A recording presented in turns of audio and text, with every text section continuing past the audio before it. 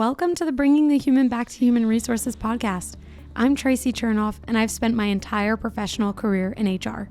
Each week, we'll explore the delicate balance between people and business with the aim to reconnect the two and create meaningful outcomes. Listen in as I share my own experiences, challenge the status quo, and chat with guests from various industries about our mission to bring the human back to human resources. Hi, everyone. Welcome back to the Bringing the Human Back to Human Resources podcast. Thank you so much for being here for another week. We are back on the subject of working parents. And so if you are not a parent yet, don't worry. That is okay, because you might want to know why you should hire them. And so we're going to talk a lot about that. But before we get into the subject for this week, I'm going to introduce you to our guest, Kelly McGinnis, who has a passion for helping families, specifically moms. She's spent the last 20 years educating, encouraging, and empowering families to be their best selves and trust their strengths. She's a certified Gottman educator, emotion coach, and certified Incredible Family Positive Parent Strengths coach. She has a passion for supporting parents, coaches, and families through the various transitions that take place along the parenting journey. She's also one of the founders and CEO of Incredible Family, an organization committed to unleashing potential in working parents and families through developing strengths. Kelly, welcome to the podcast. Thank you so much for being here. Oh, thanks, Traci, for having me. I'm so excited to talk about working parents today. Yeah, me too. And I think maybe we can start at the top, which is maybe why you're so interested in and passionate about working parents and all that they bring to a business or to an organization. Yeah, so the answer to that question stems back to when I became a mom. So I have 3 teenage daughters. My oldest is going to be 18 this Friday, actually Saturday. Oh, happy birthday. I know, it was so exciting. And then I have a 17-year-old and a 15-year-old, all 3 girls. And so my entrance into motherhood was a very abrupt, like, holy smokes, hold on for dear life. Here we go. And in that transition, I learned a lot about myself personally, myself professionally. And I was challenged in ways that I did not anticipate happening. And so that lit a fire in me to partner with other moms, other working parents that maybe felt the same, similar, like, oh my gosh, what did I get myself into? That pressure to have to choose, like, I really want to be a good mom, but I also want to be a great leader in my company. Can I do both of those simultaneously at the same time? And for a while there, it was rocky for my entrance into motherhood, until I decided, you know what? I'm going to lean into this. I'm going to learn more. I'm going to build an amazing toolbox that are based on who I am and what my strengths are. And so what I learned is that we can bring out our full potential, and we don't have to feel that pressure to choose one or the other. Yeah, totally. That's fair. And I appreciate you saying that, because I also am a working mom, as you know, as the listeners know at this point. And it is a really hard kind of crossroads to come to when you're like, oh, can I do both? Because I want to do both. And how do I do that? And, we all always, well, maybe we don't all, but I always hear, conversations around the mental load and how women generally are the ones kind of carrying the torch at home. And then they have these, work obligations. And we don't really live in a society that can, generally speaking, support single income families anymore. Right. And aside from that, there are women who obviously want to maintain their careers. And there are all these studies that show when women do leave the workforce, and they often are the ones to leave the workforce to child rear or bring up their families, that then has a not necessarily significant, but some impact on their future careers when they either want to get back into whatever career they were in before, and how all of that works, because at that point they've obviously been out of the industry that they were in. They've potentially lost some of the traction that obviously you gain when you're in it, so to speak. Mhm. There was a whole show on this called Younger, which I loved. I loved the show. I don't know if you watched it. It's a great show. I can't remember. Maybe it's on Hulu. Great show, and it's all about how this woman left the workforce. She was she was an editor for, um, you know, books, like an editor at a publishing company, and she left in order to raise her family, and then she went back and she had to pose as a 20 something just in order to get a job, obviously, in the Oh, show. And so so it kind of is a play on, and a mirror into, or a window, I should say, into what can sometimes happen when someone feels that they have to pick one over the other. it's interesting. I've used this phrase motherhood penalty, and it really is when you unpack all the realities that happen at the same time that we are biologically like ready to have kids. You mentioned a few of them, but there's a couple more. Like you mentioned the fact that oftentimes when we're ready to have kids, it's in a crucial, scalable part of our career. So those two are in opposition already. You mentioned the need to have dual incomes. That's increasingly becoming more of a thing in houses across America.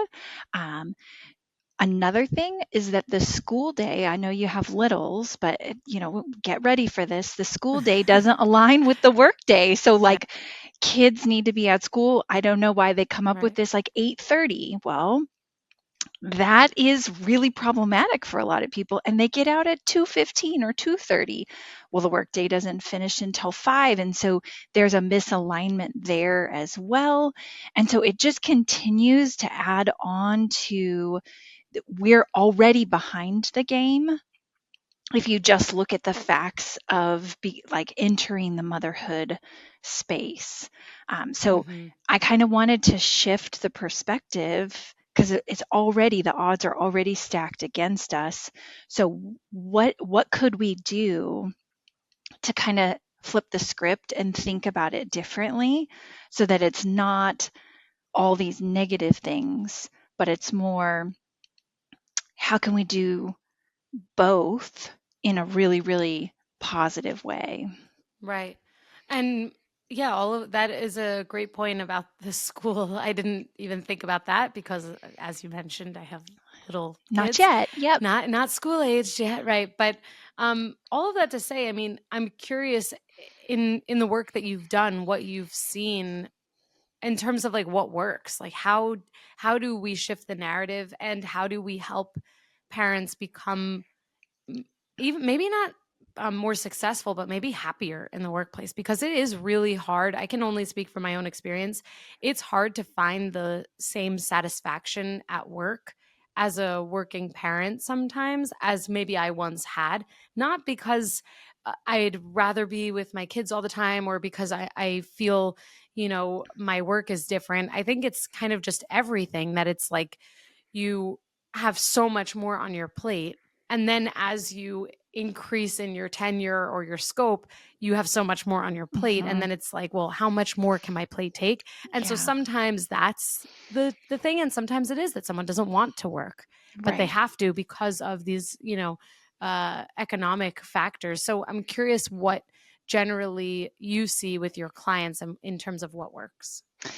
So it's interesting. Two things that you just mentioned that are really important to kind of touch on. One thing is this idea that we don't want to get stuck in the hard. And I don't want Mm. parents or employers or anyone out there to get stuck in the hard. I want you to know that there's hope and there's a way forward, whatever your situation might be. And one of the reasons we get stuck in the hard is the way that our brain is hardwired. We are hardwired as humans to focus on negativity. Our brains are designed to kind of create this like security system for us and give us these alerts like, whoa, warning, warning, this is not good. And what we do in that moment is we focus on it more. We try to fix it. We try to diminish it, whatever our coping strategies are, we only see the hard. And so in order to break that negativity cycle, we have to do something different.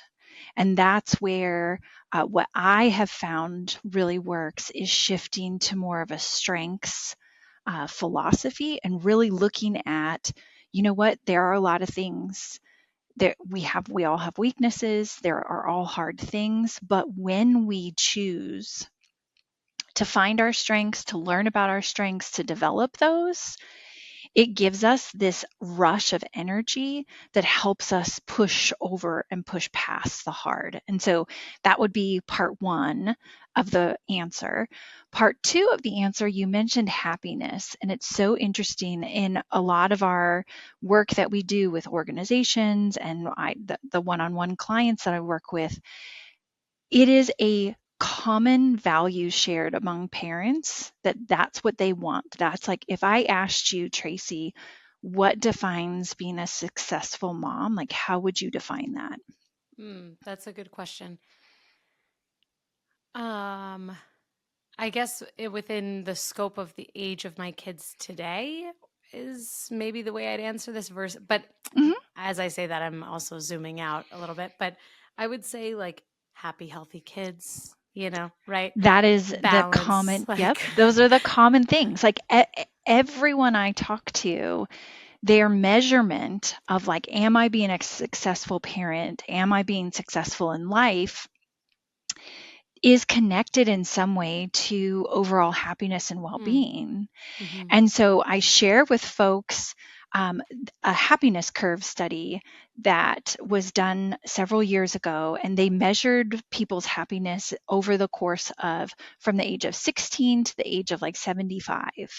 And they plotted, and I think they used over like 160 different countries. Like, it's a global study of people's happiness. And what they found is at 16, those levels are really high. Happiness levels are high. Think about, like, we all think back to 16. I just got my license. I have some independence. This is so exciting. Like, I have my whole world in front of me. And then what they found is as the years went by, that happiness level decreased significantly. And eventually you hit like this rock bottom area and it starts to curve and it started to come up on the back end. So I call it like the U-shape happiness curve, if you can envision that on your in your mind. And they did some research and they're like, "Oh my gosh, what causes this massive dip in happiness levels?" And it is twofold. It's becoming a parent and work that caused Interesting. the most impact on people's levels of happiness. And so when you lean into what that means, it's a very simple formula where as we get older, our goals get obstructed by certain things. One of the things that obstructs our goal significantly is, Traci, you have a smile on your face. Kids. Yeah, it's kids. It's kids. Like, think Yeah. about like your kids, you are 19 months old. Like, you want to work. We were just talking about this before we went on the recording today. Like, I have a recording today and now I have crying kids in the background that are getting ready for nap time. That is a Right. perfect example of what causes that dip in the happiness curve is frustration. Like, I set out to do this goal for today, and my kids are obstructing that. They have a different goal for today. And when you are able to take a step back and articulate, this is my goal as a working parent, but then you take the perspective of your kids too, and you ask, what are their goals in this moment? It starts to become a little bit less frustrated. We reduce our emotions a little bit and we're able to move forward with some clarity when we think about, okay, how can we manage the two goals at the same time instead of it being this constant conflict, frustration, and a negative impact on our happiness and well-being. So interesting. It has made me wonder if you've seen any significance in terms of the number of hours or the type of hours that a parent works when they are trying to find that balance. I ask because I have friends, for example, who either are stay-at-home parents or stay-at-home moms most often, or they work part-time or they have their own business, so it's very flexible. And I'm curious if, I mean, of course, with the caveat being that if you have your own business, that's a different type of stress, but do you see any significance in terms of, or maybe in comparison between someone who's working full-time and someone who's working part-time, or is it all really the same, that the goals still are the same? So it's the same and different. Like, bear with me. So I am the queen of dual realities. I think that as humans, we have a really, really hard time embracing two concepts that are contradictory of one Totally. another. But it is true that two things that are contradictory can be true at the same time. And so So true. that's the answer to your question is yes, it is the same. Every person, every human runs across like, what are my goals? And things are going to get in the way of that. And that's going to cause me frustration and disappointment. How do I deal with those unpleasant feelings? And really being intentional around choosing to shift from a negativity bias standpoint to replacing that with a different type of thinking. And it's different because we are all different. And so what works for you, Traci, is going to be very different than what works for me because we have different strengths. Our kids are different. Our life stage is different. We have different lived experiences. Our Mm-hmm. childhoods are different. And so Mm-hmm. it really truly is a dual reality that it's a yes and a no at the same time. Very interesting. And I love one of my favorite and most used phrases is two things can be true at once. In fact, more than two things can be true at once. And it's hard to reconcile for many of us, but it really is true. So I appreciate that you shed light on that, someone could be working part-time, have the same needs and goals as someone working full-time, and yet maybe have more balance, or vice versa, not feel as much balance, because being a full-time working parent is quite the job to have. So, and it's not really the job for everyone. Not everyone wants to spend all of their time. Yeah. It's funny because I think it's very natural when you become a parent that you're like, I want to spend all of my time with my kids. And then you spend all of your time with your kids and you're like, ooh, I need a break. Just like any job, Yeah. frankly. But it's really an interesting, it's not a conundrum, but it's just an interesting, like, reflection point, I think, as a newer parent. I know that I'm already like almost 2 years into this, but as a newer parent, Yeah, for it's an sure. interesting thing because I want to spend all of my time with my kids and I also want to work. And so it's like, well, how do you balance? This comes back to everything that we just talked about. How do you manage to get the best of both of those things? This does lead me to something that I mentioned at the top of our recording, which is why people should hire working parents, because you've talked about strengths a lot in terms of what you all do at your company and how you lean into strengths when it comes to helping to shift this perception, perspective, and narrative. And I thought maybe it would be a good idea to also share why hiring and employing working parents is such a strong strategy for businesses and organizations to lean into. And obviously, with that, there has to be some level of support for those working parents too. So maybe you can weigh on both of those things. Yeah. So the first part of the question is really like leaning into why should I hire working parents? Like, what about being a parent adds value to the companies? And I would say, hands down, it's leadership strategies and qualities because the more that I've developed my parenting skills and the more that I've worked with lots of different corporations and companies, parenting and leadership run a very, very close parallel.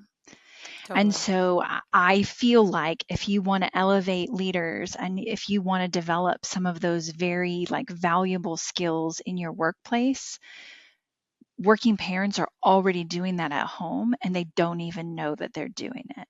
And so it's a very easy connection point for them to start to see how some of those leadership skills are being utilized at home, and then implementing those in the workplace becomes just a really good connection point. So um, That was part one of your question. Remind me Yes. of part two of the question. I got Sorry, I so always excited do about, this. it's okay. It's okay. I was excited about the leadership part and I completely forgot I part mean, it's two. really important. No, it's okay. My second, I can't even remember that I can't even believe that I remember the second part of my questions because usually once I ask it, it's gone out of my mind. The second part is how do organizations really best support their working parents? I have some thoughts on this too, but I'm curious to hear your Yeah. perspective. Yeah. So my answer there, I love one word answers, and then I can elaborate on it, is community. Hands down, the best way to support working parents in your organization is allow them time to connect with other working parents in a community setting. I love that. It's interesting because it's true. A, it's true, obviously, but B, it's so it kind of feels very simple. Like not in a to to boil it down, but it's like, okay, well, if you give these people resources, these working parents more resources, yeah, you can do that, but how do you maintain it? Whereas when you give someone access to other working parents who have done it for years and years and years before them, or who are just, kind of walking into their parenthood as a new parent, it could be, I see it as almost like a built in mentorship. So it's really an interesting response to that. And the research supports it. Like I could show you so many different studies around like how to feel, how to improve your engagement, how to improve productivity among your employees, how to improve their overall well-being and happiness. And it boils down to what we talked about multiple times already, this idea that we want to create a sense of belonging. And immediately when you enter parenthood, you understand without even saying a lot of words, you have a sense of empathy around what other parents might be Mm, facing. And you feel like this sense of belonging. You feel like, you know what, these people understand me and I'm not alone. And when you feel like you have that sense of belonging, you're not alone, you have a support system built around you, you're hearing tips and tricks and strategies, and you're really developing yourself into mhm. creating developing your strengths and creating that balance, focusing on what you value, increasing your happiness and overall well-being, that transfers. So that little Mhm. 40-minute group that you meet once a month has this, like I call it a pebble in a pond impact. So you toss a pebble into the pond and you get all these ripples out. That's what that sense of community does within organizations. I love that. That's a great visual too. I literally just drew that image in my mind. And it's actually really true. I mean, this is why employee resource groups and things, like what you're sharing, creating these additional resources and areas of support for people can have a huge impact. And some of the best parts of that is that they're employee driven. It doesn't Right. have to be something that is so taxing programmatically. Because one of my initial thoughts, especially because I'm in HR and this is just kind of the way that my mind works, is how do you support people coming back from leave? Right. Because that is, I think, the hardest part. I had a very smooth transition, which I do credit to actually a former guest of mine, Lori Mahalik Levin, who came on the podcast, and she has this mindful return Hmm. like book and process and program, and I went through it and I felt really prepared for coming back, which I felt like really helped. However, most people don't really get that, and they don't get that experience. And beyond that, even if they do, it's just a very difficult transition. You go from being completely consumed into your child, in my case children, at once, and then you go back into work that never stopped. Like it just kept going while you were away. And then you have to pick up all of those pieces. You have to, I always joke, I had to learn how to speak to adults again because it just wasn't I was used to speaking to infants, Yeah. And so that's something in addition to your point on building community that I think organizations sometimes forget, which is totally not, I don't think it's intentional. I think it's actually symbolic of where companies tend to struggle. Like they tend to struggle in those transition periods. Like, okay, you know that someone's going Yeah. to be hired, and you know that once they're hired, they're going to need these things. But what happens in that pre-onboarding stage? So it's like the same thing with parents. We know that people are entitled to leaves depending on the states that they're in and all of that. So we help them go out on leave and then they come back on a day. But what happens between those two periods, right? Yeah. Well, and you bring up a really good point about transitions, and I want to like empower people to think about the parenting journey as a multitude of transitions. Go returning to work after your twins, or returning to work after that first baby. That's the first domino in a string of dominoes when it comes to transitions that parents are experiencing. And so how cool is it to have like some kind of framework? That's why I love strengths, is if you can like learn your strengths early on, you continue to leverage and lean on that at all the transitions. And it gives you just this solid, sturdy foundation to stand on as you navigate not just that return to work transition, but a multitude of transitions. In fact, one of my like most recent memorable examples with a client that I was doing a return to work, she did her strengths assessment, and we were talking about when we look at parenting and how to be a successful parent, you need two things. You need structure. Kids need structure, rules, expectations, and you need that warmth. You need the tenderness part of parenting. And those two in balance are what creates resilient kiddos and successful parents.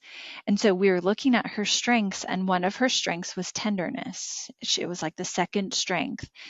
And she got really emotional on the phone call. And I asked her, permission to like kind of lean in and talk a little bit about that. And she said, you know what, Kelly, I've been working.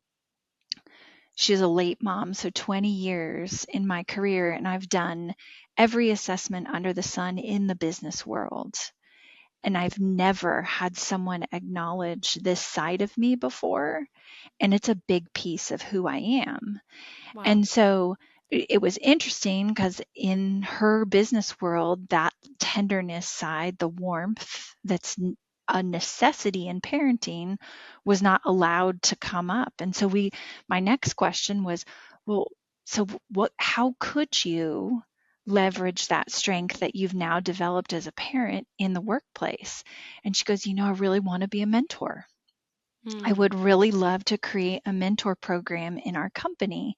And so we talked about, what would it take to do that? She took some action steps, and we are still in contact today. And she is really leveraging that side that was unlocked when she became a mom. And now she's able to use it in both places and feel valued and validated. And so it's just an example kind of how all these pieces get put together. That's a really great example. And I could imagine that it helped her to find so much more satisfaction in work, because if something is such a big part of who you are and you don't get to put that on display or you don't get to use it, then you are kind of leaving a part of yourself at the door. That doesn't feel so great. So that's pretty it sounds kind of life-changing, not to be like corny about it, but it sounds like, that probably did really change the course of her career, probably. It did. And she was contemplating leaving. And so here's this valuable employee that has really given a lot to this organization. The organization wasn't aware that she was even thinking about leaving, but this one little shift created, again, that ripple effect that gave a mentorship program to a company that didn't have it before, gave the opportunity for people to connect. And all of a sudden, 10 years from today, what will that impact of that little pebble in the pond be? And so that's kind of just a neat takeaway for folks as they're thinking about like, what are your next steps as a working parent or as a company supporting working parents, as an HR leader? How can you what's your pebble going to be? I think that's a great question to leave with everyone and for everyone to think about and reflect on. I certainly will. And it's a great a great visual and example for the impact that we can have on the people around us and our organizations, wherever we may be. So Kelly, thank you so much for this discussion today and for this week's episode and for all of the insights you shared and also ending us on that note. I mean, there's no better way to close out an episode than with a story like that. So with that, tell the listeners where they can find you, and we'll be sure to have everything in the show notes as well.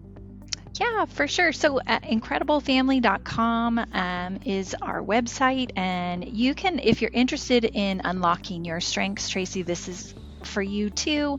You can just shoot me an email and I'd love to send you over a code to take your parent assessment and just start to unlock your own personal parenting strengths so that you can start to make that impact for yourself, your family, and within your organization. So Kelly at incrediblefamily.com, shoot me an email and I'd be happy to send you a free code. Amazing. Kelly, thank you so much for offering that to everyone and for your generosity in that and also in all of the knowledge that you've shared. So thank you so much. Thank you. Hey, just before you go, don't forget to subscribe to this show so that you are the first to hear when an episode drops each week. And maybe leave a 5-star review and a comment about how much you loved this episode. Plus, if you have someone in mind who would really enjoy this episode, make sure you share it with them. Thank you so much for tuning in, and I will see you next week.